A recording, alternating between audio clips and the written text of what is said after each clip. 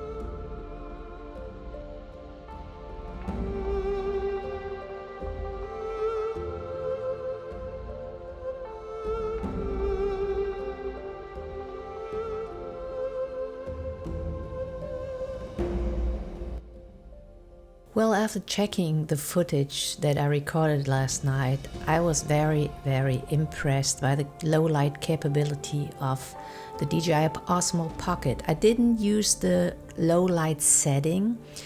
I just basically did manual settings. I recorded in 4K 50. My shutter speed was 1/100 and I set my ISO to 50 to 800 range so that the camera could a little bit decide which ISO to choose. I first used the automatic white balance to see what the camera thinks the white balance is, and then I simply set this to manual, which was 4600 last night. I recorded in D-Log M, and in post-production I just simply added the DJI Osmo Pocket 3 Lut over the footage, and that's how it turned out. I didn't do any other color correction or anything, so I'm very impressed. It was pitch black in the zoo except for these light installations, and I'm deeply impressed. I don't know what to say. I reduced the sharpness and the noise in the camera to -2. Yeah, and that's it. And even the stills that I just took in post-production here are very impressive. So yes, it is a really awesome little cam. If you like this footage, please give my video a thumbs up.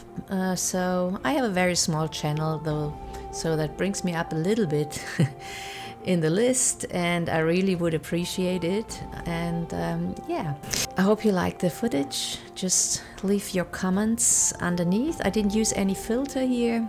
It's just straight out of the camera, adding a LUT, and that's it. So yeah, great little camera.